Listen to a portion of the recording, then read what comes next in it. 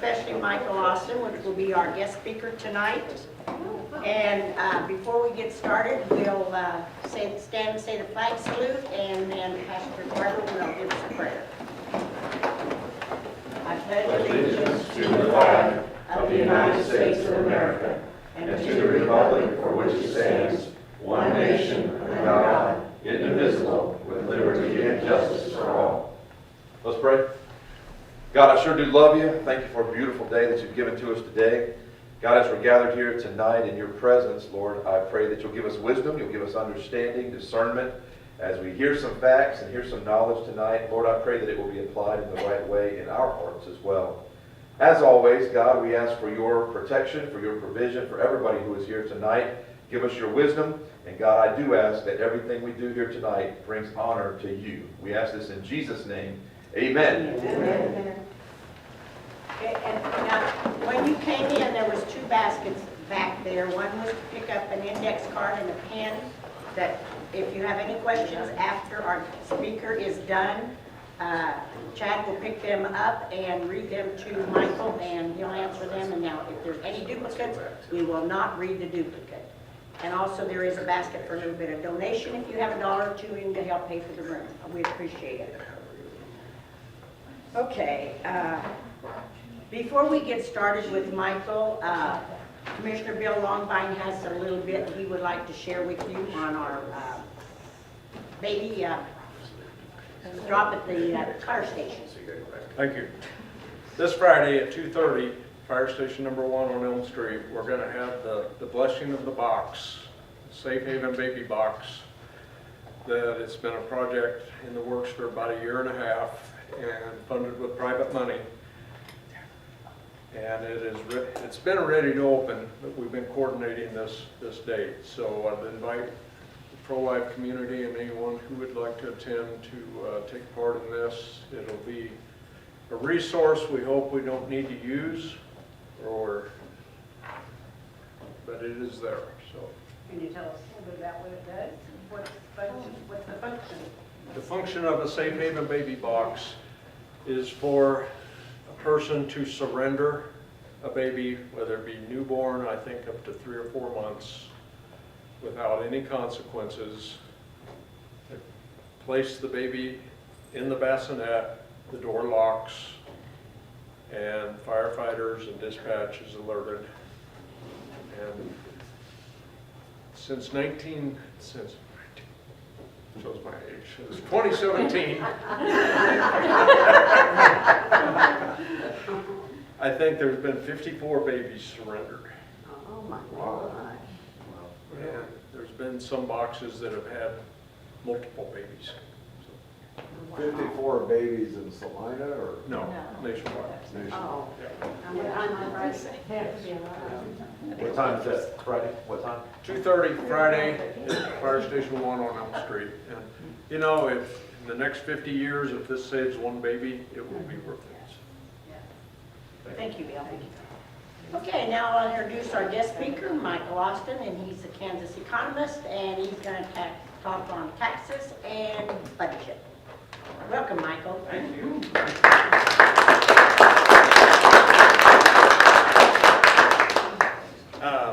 Well, thank you so much for Rosemary and the Granny Brigade. You guys really call yourselves the Granny Brigade? I always thought that was such a fascinating name. We got that name from the radio station when we first started. We was calling in, telling them what we were doing, so they called us the Granny Brigade. Well, hot dog. I guess if it sticks, you know, don't get rid of it. Well, I appreciate really being here tonight. As stated before, my name is Michael Austin. I am an economist by trade, and what that largely means is, well, I'll just use an example my wife likes to talk about. So there'll be times where I'll go out to events with my wife, and it'll be my wife's event. Maybe it's at her work, maybe it's with her friends, and she'll introduce me to her colleagues and her friends, and she'll go, "This is my husband, Michael. He's an economist." And that just means he takes a very, very, very, very, very long time to explain to you the obvious. I said, "You gotta stop saying that joke." She says, "It's so funny, it works every time." But I am of the belief that wherever people have more freedom, prosperity increases. Doesn't matter whether you're in sub-Saharan Africa or in Latin America or here in Kansas, whenever people are free and that they can exercise their rights, right? 9 times out of 10, people's well-being soars, people have more income, rights are preserved, if not expanded, and overall society ends up being more prosperous and, frankly, happier as well. And so I've kind of spent my life over the last 10 plus years trying to promote more freedom-oriented policy in Kansas. I started off as an intern under Governor Sam Brownback. This was back in 2011 when he got hired. Apparently they liked me, and so they kept me around and put me at the Department of Revenue and Department of Labor, where I served as an analyst. And worked my way up, providing really good, helpful analysis on what was called the HOPE Act, which was trying to tie welfare benefits to means tested and work, making sure that those who receive any type of state assistance, of course, go find a job so that they don't have to stay on assistance, they don't have to stay on a sort of dependency. After that, I actually left. I went to DC for a little bit. I was awarded an Emerging Poverty Scholar at the American Enterprise Institute. It's a national think tank, thanks to my work in helping promote more freedom and means testing when it came to welfare programs. I came back to Kansas probably back in 2016, 2017, and Governor Brownback at the time made me chief economist, so I was his economic advisor, housed at the Kansas Department of Revenue. And one of my most proud achievements is back in 2017, December 2017, and roughly more than 5 years ago, President Trump passed the Tax Cuts and Jobs Act. Now, of course, that had massive implications and ripple effects throughout the entire country.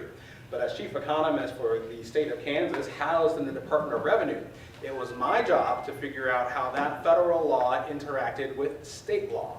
And I remember this vividly because I thought I was going to have Christmas vacation. But lo and behold, I did not. This was December 22nd of 2017, and that law passed.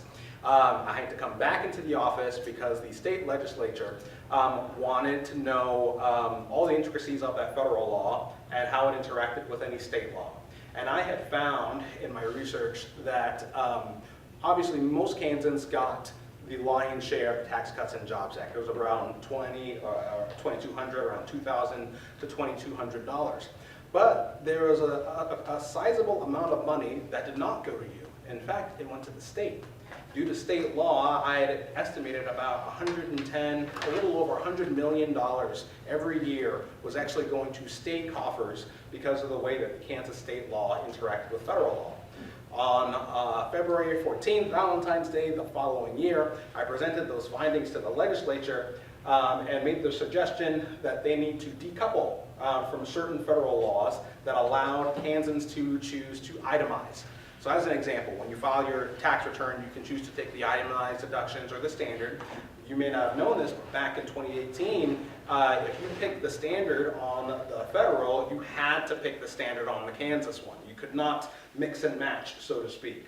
So I advocated for separating that, allowing you to do whatever you want on the Kansas return, no matter what you did on the federal, because I had estimated that that would allow you to capitalize on almost all the Tax Cuts and Jobs Act. The legislature agreed. They put together a bill, and they tried to pass it through. They got it through both chambers, but it wasn't enacted. Can anyone guess as to why? 2 words, rhymes with Shmora Schmelly. Laura Kelly, the governor, vetoed the bill. In fact, that was 2018. She had vetoed, the legislature brought that bill back every year since 2018, and every year she vetoed it. And in fact, Representative Howe, hopefully you can correct me, but I believe the legislature finally had the votes to override her veto. Oh, it was very recent. I would like to think it's maybe 2021 or 2022. It took that long to finally get enough votes to override her. So that was called the Kansas Itemization Act, but it was my brainchild for trying to find ways that we can give you as much of the resources from the Tax Cuts and Jobs Act back to you. Since then, I've been doing a number of things. I am a member of what's called Project 21, which is a national network of African American conservatives speaking about national issues. Obviously, my bread and butter is about economics, so I talk about those issues. I was also a coalition partner to, what was that project again that the left got really upset about in the last election? They call Project 2025. Yes, I was a coalition member for Project 2025. I sat on the board for the Department of Education, which we advocated removing it, for the U.S. Department of Treasury, which we advocated for decreasing the IRS, and of course providing more income tax relief. And then I was also on the Federal Reserve, and that one in particular was making more members of the Federal Reserve appointed, as opposed to appointed by the president, as opposed to their nominating commission. So that was a great experience. Now I work as a legislative and coalitions director for Americans for Prosperity. That is the operation that you might know out in Wichita that's founded by the Koch brothers. And every now and then Trump likes us, and every now and then Trump does not like us. I'll be honest about that. I think he likes us today. But my job is to try to guide policy, at least here in Kansas. And so using my expertise, one of the policies, of course, we push for is finding ways that we can lower taxes, particularly income taxes, particularly income, sales, and of course, property taxes. And then with my skill set, we also talk about budgets. Because I'm a big believer in free markets, and I don't know if anybody knows the famous economist Milton Friedman. Milton Friedman always said that the true tax of any government is not how much it taxes you, but it's how much it spends, right? And so my thought process is, can we look at the budget, find ways that we can institute some reforms? Because if we can do that, that is the means by which we lower your tax relief. Yeah, we're talking about property taxes. Yes, we're talking about sales, or we're talking about income tax. But none of that is sustainable if we can't get government spending under control. And for us Kansans, we know that. Why? It happened less than 10 years ago. Governor Sam Brownback instituted one of the most significant income tax reforms that the state has probably ever seen, but it was reversed. Why was it reversed? Well, sure, people want to talk about corporations versus businesses and individuals. That wasn't it. It was reversed because the budget was imbalanced. Because even though we cut taxes, spending was never reduced as well. Spending continued to grow at the rates that it was at accelerating rates, but we had also lowered our income. So with that imbalance, the legislature ultimately felt the need to raise taxes again. And I don't want to be in that situation in any way, shape, or form. So my advocacy has always been about getting budgets under control, and from those budgets, can we find ways to lower taxes? I also teach. I teach at Washburn University in Topeka, Kansas. I'm full-time faculty there. I teach Intro to Economics and Microeconomics. So a lot of freshmen, sophomores, maybe even non-traditional students. And one aspect I always teach is the concept of public money. In other words, if you want to understand spending anything, whether it's yen, won, pesos, dollars, you have to understand two things. One, whose money are you spending? Are you spending your money or other people's money? Then the second thing you need to understand is, who are you spending the money on? Are you spending money on yourself, or are you spending money on other people? So that type of dynamic can really dictate why certain organizations tend to be more efficient than others. So take, for example, this first permutation here. If you were buying, let's say you were spending your money on yourself. Doesn't matter what you were buying, but you were going to spend your money on something for you. Do you care about the cost? By the way, I'm a teacher, so now you have to interact with me. Yes. If you spend your money on yourself, do you care about the cost? How much do we have? Well, that's up to you. But I would say largely you would care, right? Would you care about the quality of whatever your expenditure is? You would. Why? Because you're enjoying it. And so if you're spending your money on yourself, you care about the cost, you care about the quality, you're going to try to balance that, right? Make sure that you get something that's valuable to you, but also not going to break your budget, or something that's within your budget. What if you are spending your money on someone else? Do you care about the cost? Yes. You would. It's still your money, right? I always get very interesting answers when I say this. Do you care about the expenditure? Do you care about the quality of the expenditure? And when I say that, I mean it this way. Would you care about the quality of the expenditure to the extent that you're spending it on yourself? No. Yes. Yes. See, I always get interesting answers on this. Because I always get some husband that's like, yes, of course, when I buy something for my wife, I care the most I could possibly care for it. And of course, vice versa for wives and their husbands. But I will say this. There's a reason we buy gift cards for people. Right? We buy gift cards for folks, one, because we're not that person. We may not know, we might have an idea, but for a number of people out there, we don't know exactly what would make them the happiest person ever, what gift would satisfy that. So we just say, here's some money, you find the best gift that works for you, and then just say it comes from me. So when I give that example, we do care about the cost. And in some cases, yes, we do care about the quality. But it's never as much as if we were getting something for ourselves simply because we don't know anyone else except ourselves. So with that example, let me go on to the third combination here. What if you're spending other people's money on yourself? Do you care about the cost? I've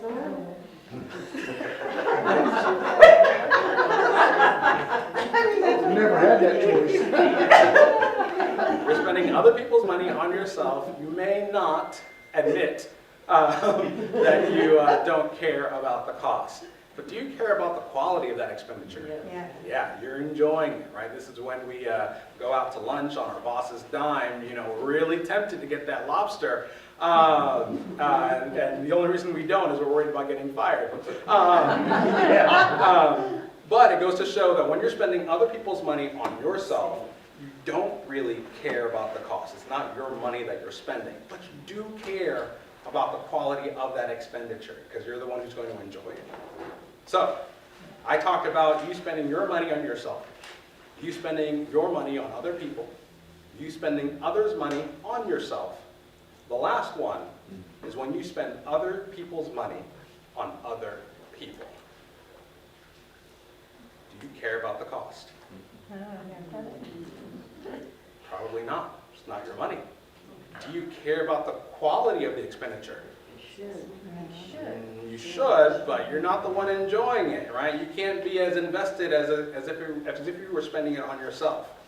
When you're spending other people's money on other people, there's a tendency, there's a temptation to not care about the cost and not care about the quality of that expenditure. I think we can all agree upon that. So then the pop quiz at the end of this lesson. Out of all those four combinations I gave you, where does government fall? Government falls on spending other people's money on other people. And if it does not have certain, what do you want to call it? Guardrails in place, right? It would lead to wasting expenditures, right? And expenditures that don't really provide any quality to the person experiencing it. And that's what you have to be careful for. So understanding that, coming into this legislative session, the state legislature, oh goodness, I'm going to have to remember this from the top of my head, I apologize for that. The state legislature is in a bit of a pickle. So I believe in fiscal year 2029, either 28 or 29, the operating budget for the state legislature is going to go into the red. Now they'll still have what we call a budget stabilization fund. They'll still have a mountain of cash that they could use if they need to. But in terms of what's coming in and what's going out, they're in their deficit spending, right? So there is a need to get the budget under control. This session, we're trying to have conversations with legislators. In fact, I had a great conversation with Representative Howe about different ways that we could get the budget under control. One of which, and it's actually going through the rounds right now, is called SB 14, Senate Bill 14. This particular bill says this: if the legislature and the governor cannot agree on a budget, and let's say time passes, right? The set time for the legislative session is over, and the governor and the legislature has not agreed on a budget, then the last approved budget continues on. Seems kind of novel, right? Well, if you don't pass a new budget, let's just have the old one continue on until you pass a new one. Funny enough, the federal government had this law until Jimmy Carter. Jimmy Carter got rid of it. And funny enough, you've never heard the federal government having so many shutdown fights until after Jimmy Carter got rid of this provision. Why? Because now it turned the budget process into well, obviously it was always a political process, but now more into a brinkmanship process, where at least at the federal level, you have Republicans and Democrats arguing about the budget, they can't agree, and now the question is who's going to get blamed for the shutdown if that happens, right? In Kansas, we've had great legislators who've never let the shutdown happen, but it did come with a cost. It meant that government spending continued to rise at faster and faster rates, because as long as the governor sets the budget, sets the conversation, the legislature doesn't have the time, right, to properly parse it out. They don't have the staff to do deep dives on this, and so they'll make their recommendations, they'll make their adjustments, but probably 80% of it is already baked in with whatever the governor proposed.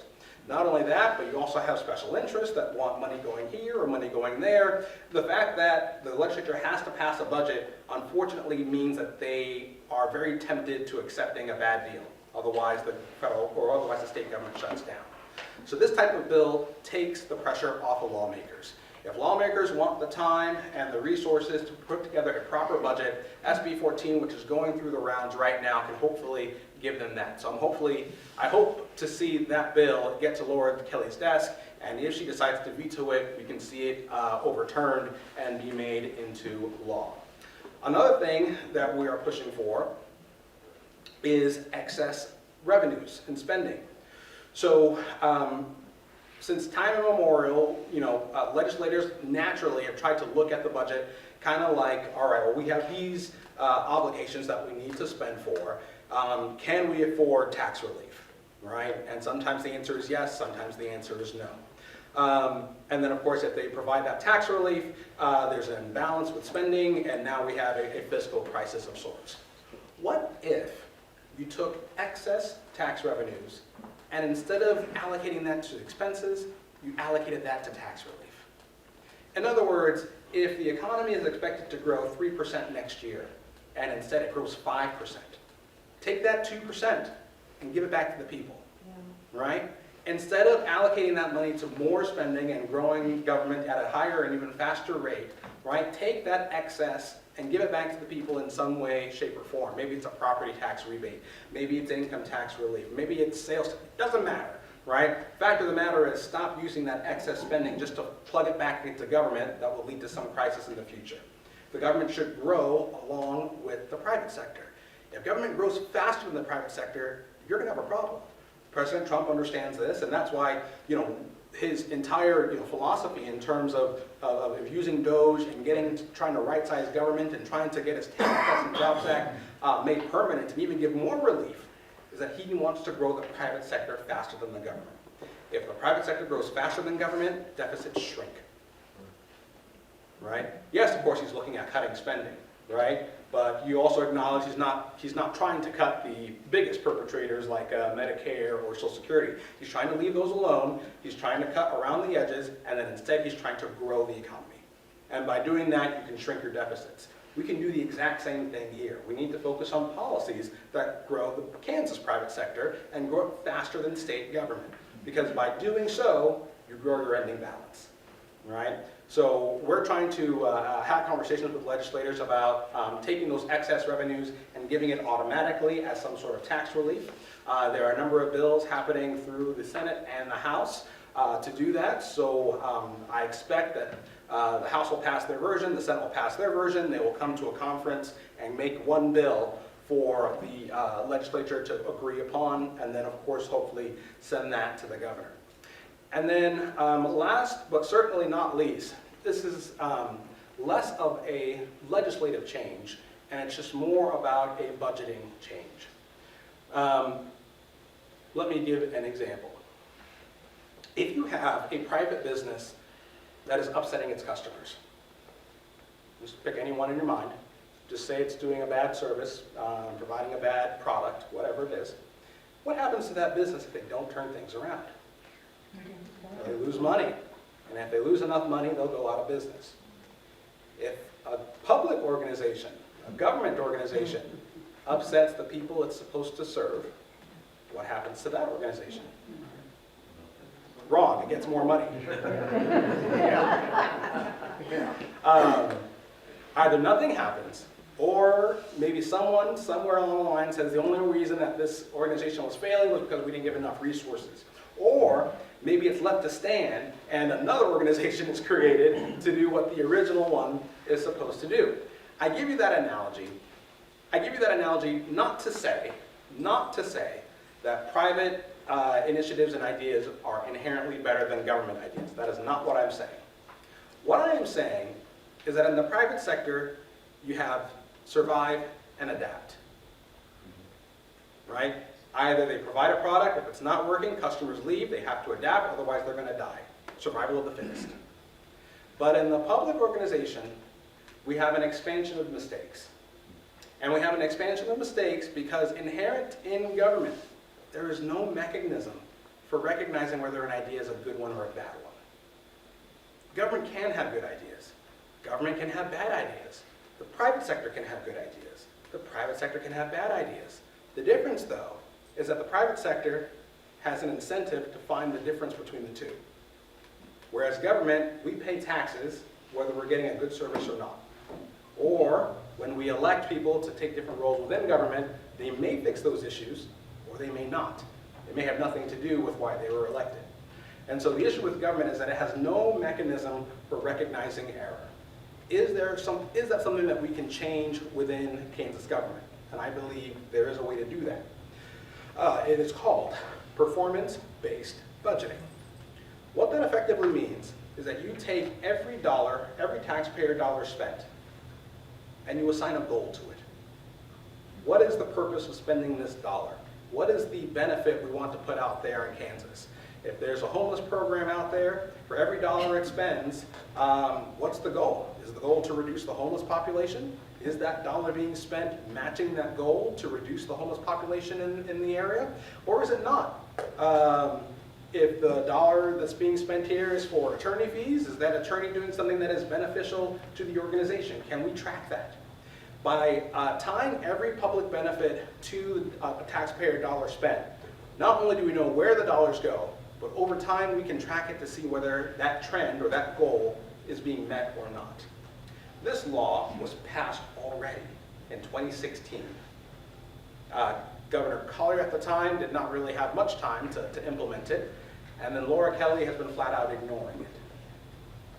But in that law, we finally got state agencies, thanks to the legislature, to start marking down where every taxpayer dollar goes. What goals do they want to be measured by? And how have those goals, and have they been meeting those goals over time? That law has been followed.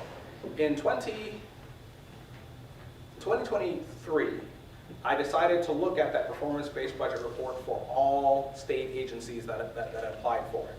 And I apologize for this, I'm going to speak a bit from memory here. What I decided to do was say, let's define what waste means. Or at the very least, let's define what unsupervised spending means. I'm going to say that waste means this. Waste means that you are not meeting your goal.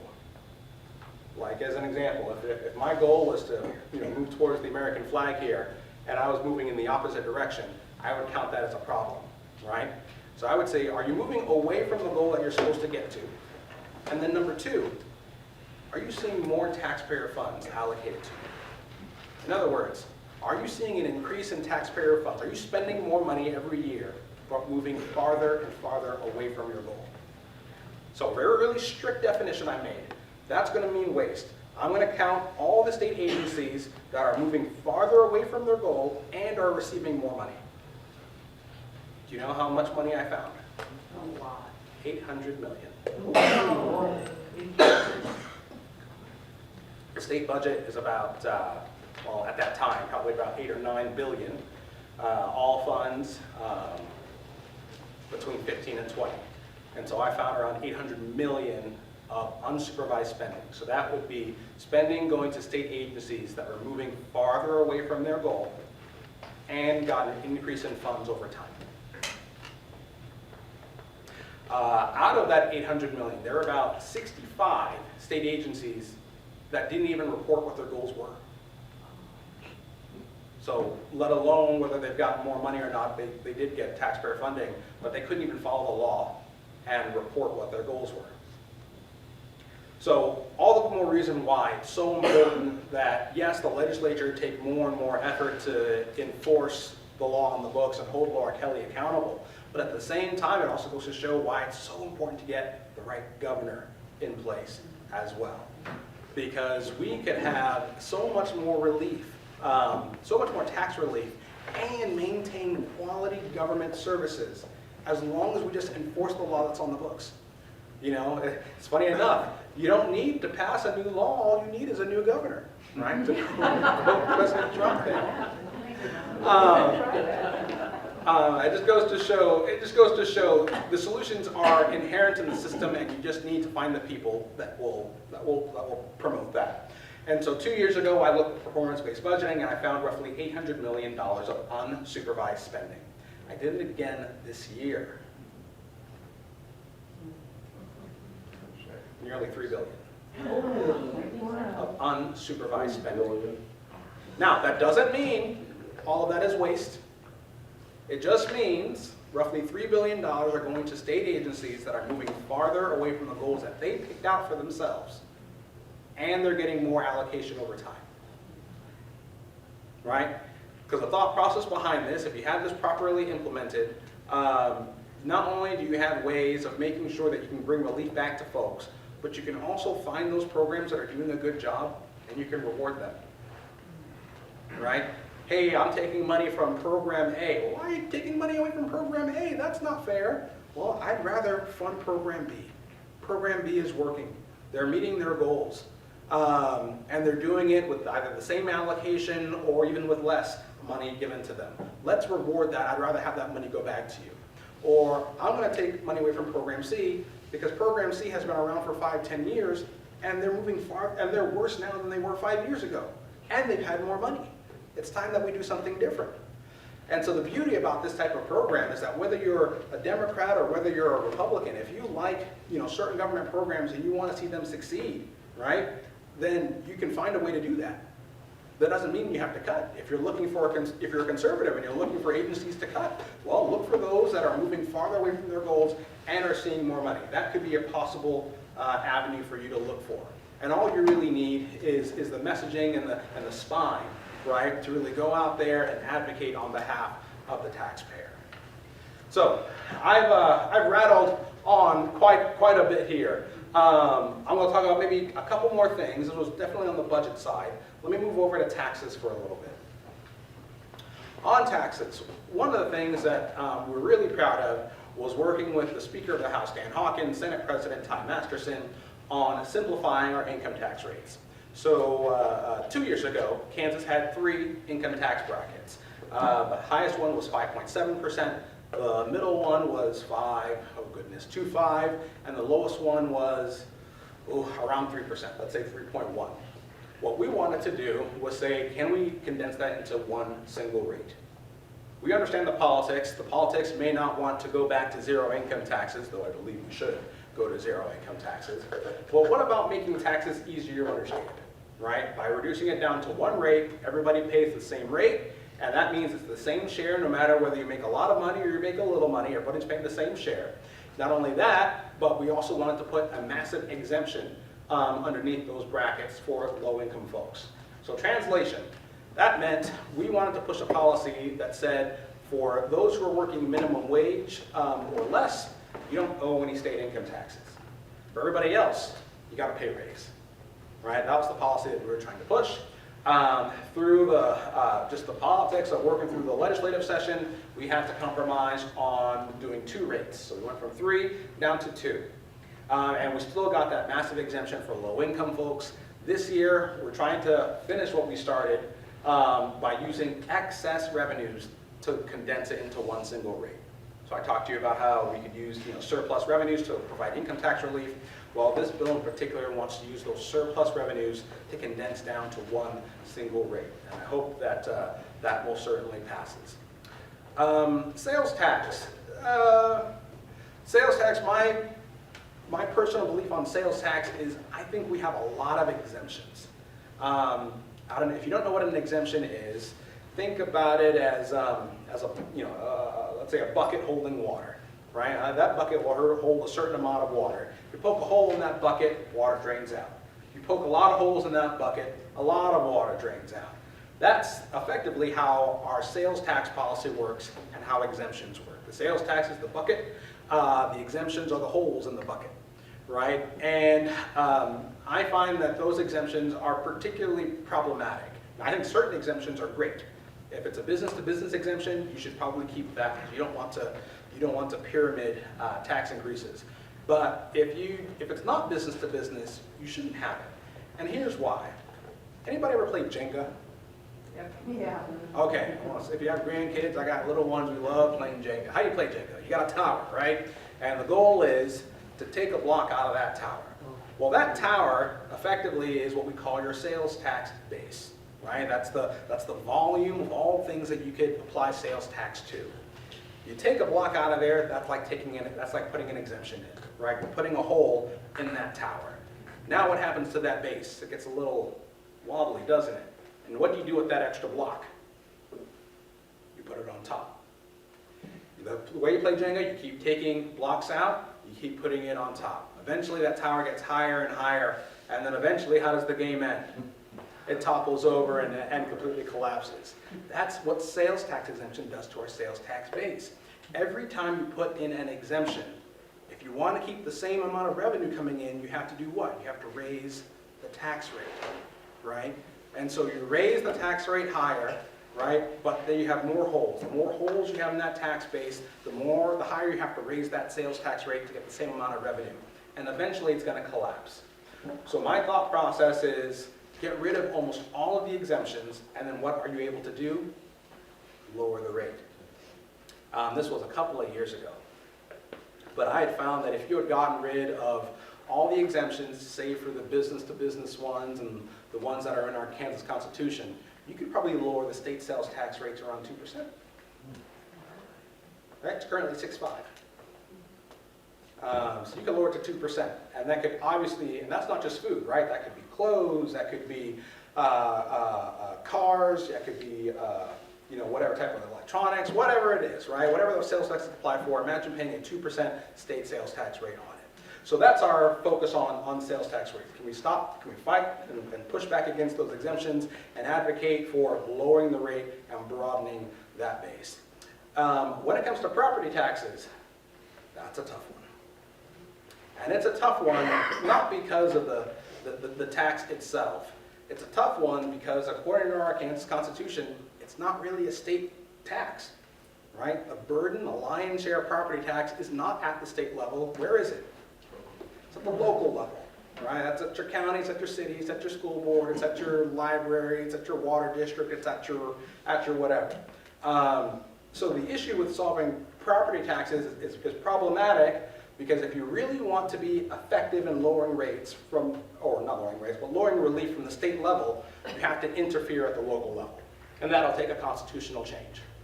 So as an example, there was a bill early on in the legislature, I no longer remember the number, but it wanted to increase the exemption of your home from property taxes. It was at $42,000, so roughly $42,000 of your home was not subject to state property tax. They wanted to increase it to $75,000, and then this year they wanted to increase it to $100,000. All well and good, but we were talking about maybe a $50 property tax cut, right? And I live in Douglas County, which means I apparently love pain and torture, but my property taxes are in the thousands. Approaching $10,000 a year, right? And so $50, yes, I guess it's better than nothing, but I don't really feel that. And that's partly why, and the Kansas legislature acknowledges that as well. And that's probably why we're seeing these constitutional amendments being proposed by the Senate, one proposed by the House, to do what they can to try to limit the growth of your property tax hikes. Now, keep note with what I said. These amendments that they're proposing at the House and the Senate want to limit property tax hikes. I didn't say property tax relief, right? The goal here, at least with the bills or the amendments that are being proposed, is to limit how high your property taxes will rise. But it's not necessarily property tax relief. So I know you probably have questions on that, but on the Senate side, there's a bill that would cap your appraisals at 3%, right? And I believe it's even retroactive. I can't remember what year it went back to, but I think that retroactivity could actually result in some tax relief. But it's going to cap your appraisals at 3%. The House version has its own cap, and the cap, I believe, follows the rolling average for farm values, which is, oh goodness, anyone, what's the rolling average? Is it 6 years? It's 8 for 8. farm, but the one in the proposal 6 for residential. Okay, so I am right in saying 6. So it's a 6-year rolling average. So instead of it being 3%, they look at the growth over the last 6 years and they cap your appraisals at that. Why are they different? It actually is an economic issue, actually. The Senate version capping it at 3%, while it does a hard cap of 3% for everybody, it does create some sort of what we call an externality. In particular, if it encourages more people to stay in their home because their property value is lower, then that means less housing churn. And if you don't have as much housing churn, you don't really see lower housing prices. So you have people who stay in their home, which might be great, but it also keeps new homeowners from coming in. Because if they come into the housing market, they'll have to pay exorbitantly high property taxes. So the House tried to solve that by softening that cap, and I think that it's a better alternative, but at the same time, now you would be experiencing a higher tax increase than the Senate version. And so there's a debate among lawmakers, which version should be the law of the land. I'm not entirely sure where that's going to end up, actually, but it's an interesting conversation to have. Ultimately, I think the best solution is being engaged at the local level. I think it's just naturally difficult for state lawmakers to tackle property taxes because then you weigh into all these other issues at the local level. Ideally, what does it mean? Ideally, you should be holding your city leaders, your county leaders, your school board accountable for either tax relief or not, and if they don't, we should vote them out. Is it hard to do? Yes, it's hard to do, right? But that would be the best way, and it's a way that it's a way that makes sure that your local budget best desires whatever the community wants, right? One thing I always talk about is whenever you have a single organization making decisions for everybody, you run into something what's called the knowledge problem. What does that mean? Well, let's take an example. Let's say, for example, I was buying you all dinner. I'm not, but let's say I was. And I decided I'm going to get one dish for everybody. What if I decided everybody's getting steak? Representative Howe would be completely happy, right? Because he was like, I was going to order steak for myself anyway, so this is perfect, right? But Mrs. Jungle wasn't going to have the steak. She was going to have a salad. And now she doesn't feel as happy, right? Because she would have gotten a salad for herself, but now I'm forcing her to eat a jungle, right? Because I'm not each and every one of you, I don't know what each and every one of your individual desires are. I have to make a one-size-fits-all. And that means some people are going to be happy, and some people are not. And that's the issue we have with property taxes. When the issue is at the local level, that means the solutions to that property taxes are in the local level. It's not going to be found in Topeka. And so we're going to keep having this issue with the state, with state government trying to fix property taxes, and it's going to keep making solutions that not everybody's going to be happy about. I didn't mean to get so dismal and depressing about that, but that's what economics is. It's the dismal science. So I think that there's great, tremendous opportunity for future growth, but instead of it being a debate about which tax to, reduce, it needs to be about how do we responsibly lower spending so that we can maintain quality government services and frankly cut the fat.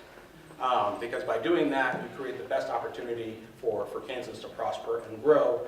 And you'll find that once Kansans can have a better economic well-being, it seems like all other issues just naturally fall to the wayside. Well, thank you so much for the time and the opportunity to speak to you.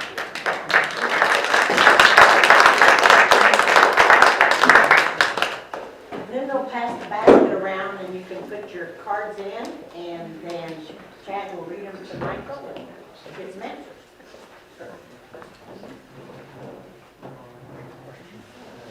We'll give you a test. I usually am the one who gives the test. I don't take the test, I give the test.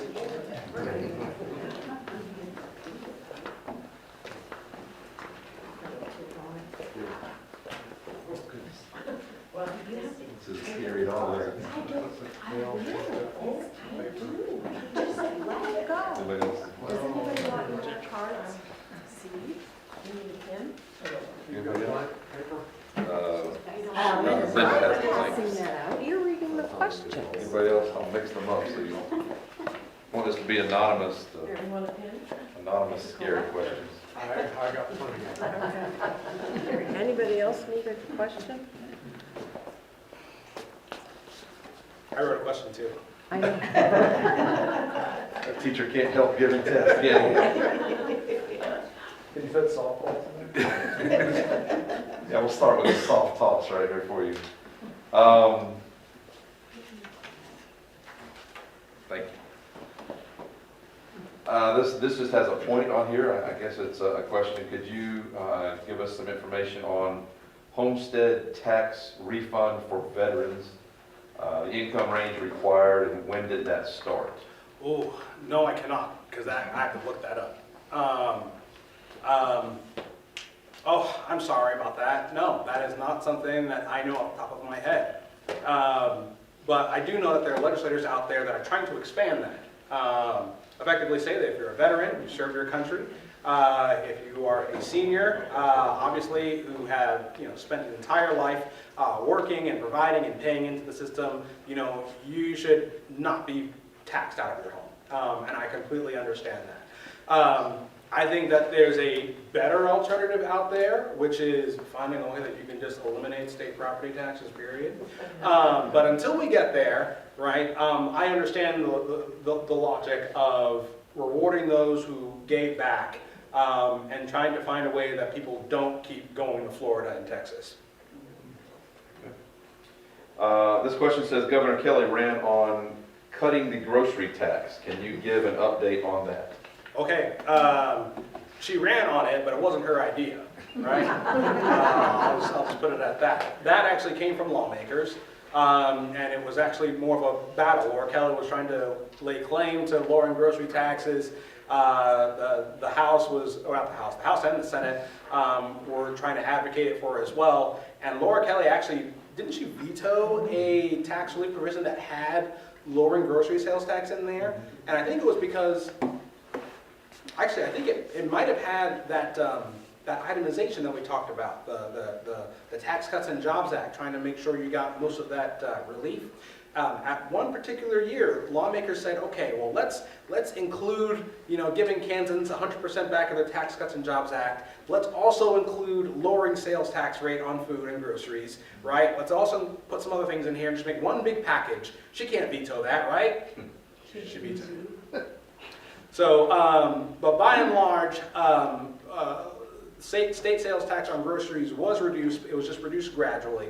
I believe last year, or actually no, this year, it has finally been eliminated, the state sales tax entirely. Last year was about 2%, now it's down to 0. Now, that does not mean you don't pay sales tax on groceries. It just means that the state sales tax rate on groceries is now 0. You still might have something at the local level. And then don't even get me started on what counts as food and what doesn't count as food. That gets very complicated. What are your thoughts on a Doge for Kansas? Okay, well, you already have the answer, right? We already have a DOGE in Kansas, or at least we already have the structure in place so that we can implement a DOGE. All we need is a new governor. A new governor, all we need, or maybe we need the legislature putting in some more teeth on that law, but everything is in place. State agencies already, for the most part, record the taxpayer dollars that are spent.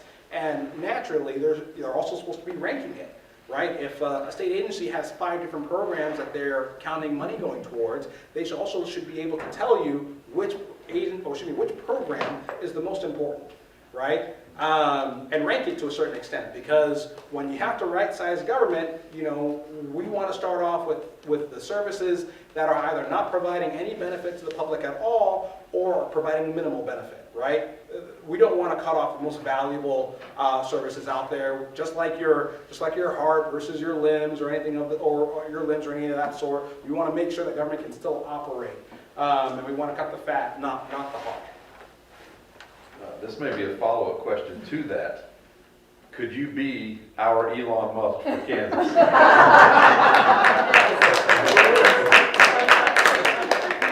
I don't sell cars, though. I can't bring astronauts back from space stations.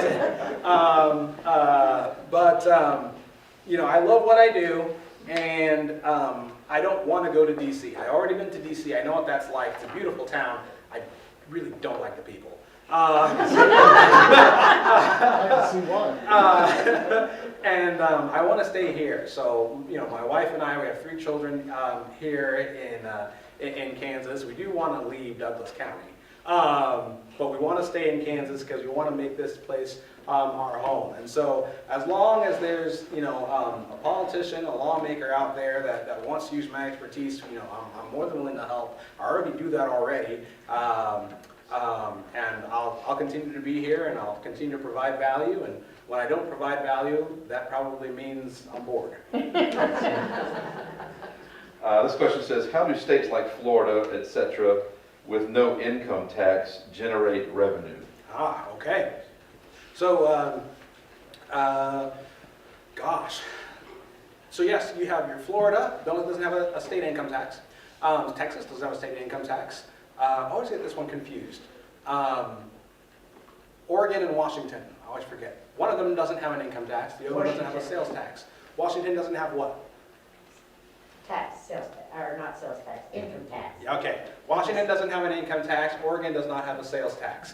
Alaska doesn't have income or sales tax, I believe, right? And all of these governments can function. How is that? And the reason why goes back to how we started this conversation. It's not about the taxes. It's about the spending, right? Florida has found a way that they can maintain a certain level of spending without having to tax income. So has Texas, so has about 7 to 9 other states. Not only that, but now about, I'd say 50% of U.S. states now either have no income tax or single rate. So that means now 50% of U.S. states have found a way to maintain a certain level of spending and to do it with either having no income tax or just one single rate on their income tax. So how do they do it? You've got to get the spending under control. Now, if you want to find something more revenue neutral, there are ways that you can do that. So as an example, Florida, right, has a pretty high taxes when it comes to a tourism-like industry. So going out to restaurants, bars, hotels, you come there to party or have a vacation, you'll pay high taxes on those types of things. But even then, Governor DeSantis, maybe about a week, 2 weeks ago, just announced an initiative. He wants to eliminate state property taxes, right? So now, at least in Florida, there's an initiative in place to not only not have an income tax, but also lower the state property taxes as well. So there are ways that you can do it, but it always goes back to the real burden of the tax, which is the spending. And so the question is, how do we do that? And whether we can find leaders in Kansas that are willing to do that, lead us into doing that. That would be great. This question is regarding your performance-based budgeting and the grading of that, the judging of that. Says, how do you account for external variables when doing performance budgeting? The example given here is a farmer who sets goals and prices, but the crops are poor for a season. This is just an example of when it didn't work well. Perfect. No, that makes perfect sense because that clearly has to happen. No single organization can account for all factors that affect their ability to make their goals.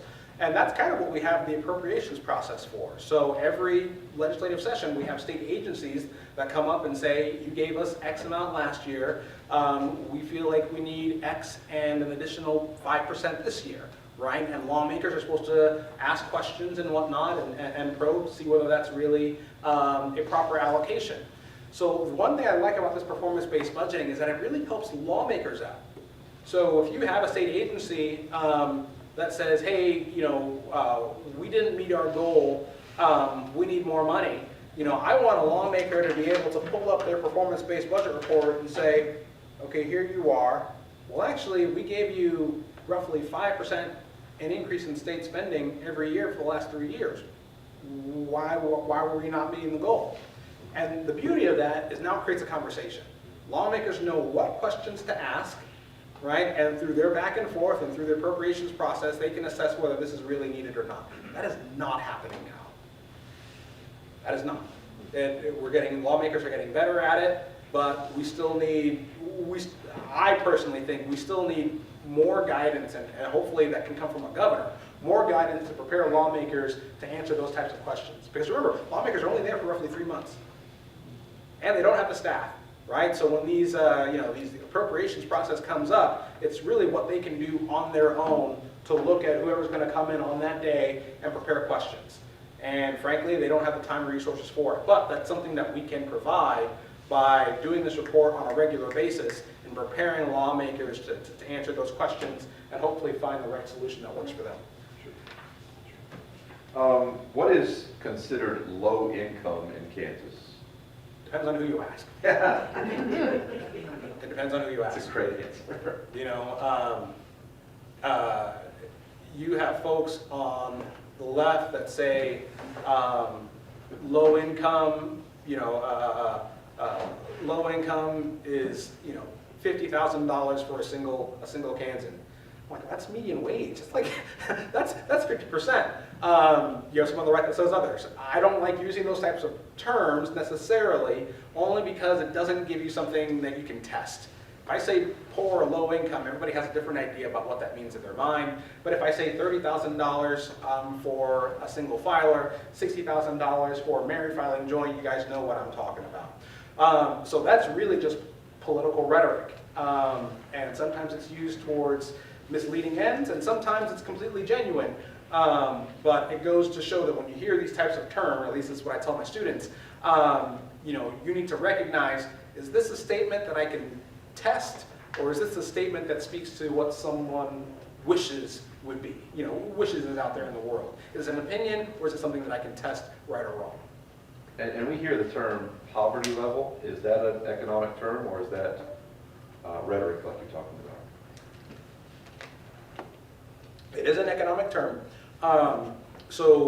Poverty level speaks to how many families are living below a certain income threshold. And that income threshold is indexed to inflation. So as prices rise 5%, that income threshold rises 5%. But what's so funny, and I don't mean to get too much into the weeds, is that even among economists, we also kind of agree that, hey, just because the income threshold is set for $150,000 for a family of 4 doesn't necessarily mean that they're poor. So like as an example, would you rather be below the poverty level today or live below the poverty level 100 years ago? Today, right? If you live below the poverty level today, you at least got a fridge, most likely. You got a microwave, most likely. Maybe you even have air conditioning, right? Maybe you have a mattress, right? If you were low income 100 years ago, you wouldn't have such luxuries, right? So I say that to say that even though, yes, it is an objective standard that you can test, there are still even questions out there as to whether someone should really be considered low income or not, because if you think about the way that the economy grows, it's a rising tide that lifts all boats. You know, those who are considered low income by comparing it to their neighbor, right, is still way better off than where we were 10 years ago, 25 years ago, 50 years ago. And that's a conversation that economists are having amongst themselves. Politics, it doesn't really get into the politics discussion much. This question is about SCR 1603, which apparently is the cap on values. Would this SCR 1603 be regressive, since declining or stable value areas would be valued at their market value, while increasing value areas would be valued at less than their market value? So regressive is another term that I'm not sure what people mean when they say it. So I'm going to skip it. And we'll go to the 3% valuation. I can't remember. I don't think that 3% valuation was applied across the board. I don't think it was applied to commercial and industrial property. Definitely residential. Can anyone fill me in? Yes, it is. It's applied to all property tax bases? Okay. Well, then if that's the case, then everybody's valuation is capped at 3%. Doesn't necessarily mean that it doesn't necessarily mean that the taxes you pay is going to be capped at 3%. It just means the valuation. So as long as your mill levy adjusts to keep tax revenues the same, this is what we have with the currently called the revenue neutral rate, it would be capped at 3%. But that's not necessarily the case. The value that I see with the revenue neutral rate right now is that it's more of a transparency, right? You get a letter in the mail saying this is what your local government wants to do with your tax rate, and here's the hearing if you want to tell them whether you like it or not, and then they're going to vote for it. So that's the value I see with that, because that type of transparency in some places can already be a hindrance to raising tax rates further. Does it still create a type of inequality? No, I actually think it lessens it. But that has its own drawbacks as well, right? If your home value doesn't rise or reach market value until you sell it, then that means you are encouraged to stay in your home longer than you would have naturally needed to, right? In a perfect world, if we had low taxes and our home values rose, you know, we would move. Hey, I now can get, you know, $300,000 if I sell my house. I'm going to move to someplace else and I'm going to capitalize on that. By capping that, maybe I don't leave. And then at the same time, those people who are buying into a house, they have to purchase a house at market rates, which means their property taxes will be at whatever that market rate is, which could be exorbitantly high. This is the issue with California, actually. It's the reason why, you know, you see people who say that they are low income and yet they live in an $800,000 house. And the reason why is because their property taxes are made low, but if they ever moved out, it would reset and they would have to pay the exorbitantly high property taxes. So it is a it lessens the inequality, but it also creates other issues as well. That was a very, very, very, very long, no, I'm trying to steal your life joke there. Do that. I warned you. I'm sorry. I'll throw you an easy one here. Can you predict the price of eggs in 3 months? Oh, that's my question. That's my question. I'll tell you, I'll say this one. I'll say there's a reason why God created Economist, and it's to make weather forecasters look good. I can't predict anything. I really can't.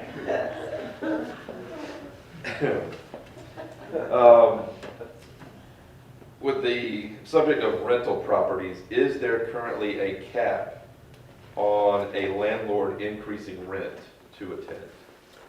No, there's not. I'll leave it at that. I was joking, man. You can really have one more answer. Last question here. Can you give an update on the state removing taxes on tips? Oh.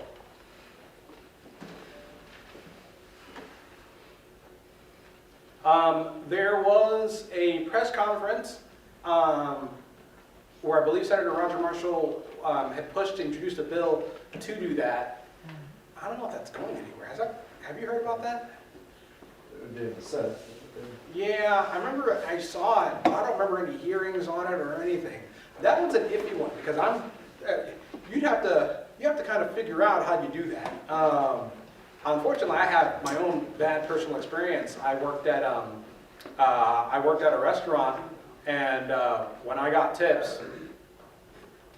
Anyway, no, let me not say that. I don't want to get myself in trouble. But I'm just going to say it's just really hard to record tips. I'll just put that out there. It's really hard to record tips. So it would be interesting on, I don't think a bill has come through even Congress on that either. So I'd be really interested in how you make that work. And even then, I would say, why focus on tips? Just focus on the whole income. Like, let's just, get rid of the income tax, which I think is kind of what President Trump is talking about right now. Like, now he's talking about, let's just find a way that we can eliminate income tax, period. And I think that's a far, far better policy to push than tips, which only affect, teenagers and people who are getting their first job in the service industry. Like, you're meant to move on and find either more rewarding work or a higher paying job. That shouldn't be our first focus. Let's do the heavy lifting first. One of your points was the differential between private sector growth and governmental growth. Can you tell us where Kansas stands right now, or the trend that it's going? Yes. So I looked into earlier. No, I think it was fall. Fall last year, I did an interview with media, and I said, if you look at the state budget, we saw really big growth in the last year, like almost an extra $1 billion just in 1 year of spending. And that's what Laura Kelly had instituted. And I said, that needs to be pared back considerably. As an example, I said, Kansas economy was only growing on average 4% a year, right? So that means your state government should be capped at 4% a year. And I said, by doing that, that means your 2026 budget should be around $9.8 billion. And that's roughly $1 billion less than what we spent last year. Now, that's a North Star. Do I think lawmakers are going to cut $1 billion out of the budget? No. But it kind of gives an idea where things need to be. At least from here on out, every time you pass a budget, one of the questions that needs to be asked is, what is that rate of growth? Is it growing faster or slower than the private sector? If it's growing faster than the private sector, you're creating a problem, right? Not only are you effectively deficit spending, but you're taking more out of the economy than what the economy can produce, right? It's the private sector that creates the wealth, right, for the government to use. And it's not the other way around. So if you want it sustainable, government has to grow slower than the private sector. So that 4% is kind of that benchmark. So as lawmakers are considering, the House had a budget proposal, the Senate's going to have a budget proposal, they're going to have a conference. To their credit, they are reducing spending. I think they need to reduce it more, but they are reducing spending. To give you an idea here, so far, and I think the Senate is debating the budget tonight actually, so far the House proposed lowering fiscal year 2026 spending by about $250 million relative to 25. Before the Senate did their debate tonight, the Senate committee did roughly a similar number, about $240 million reducing relative to 2025 levels. I think it needs to be about $1 billion. Right? So we'll see where the compromise gets us, but I'm comparing everything back to 2024. I'm kind of want to erase that double-digit growth that we saw going from 2024 to 25 and say, let's just have a 4% growth. You can still fund services, but now you have that extra revenue to give more tax relief back. Any other thoughts or questions? All right. Well, thank you so much for the time. God bless you all. Thank you, Michael. We really appreciate you coming, and thank you all for coming. And if you help us put up chairs before you leave, we appreciate it.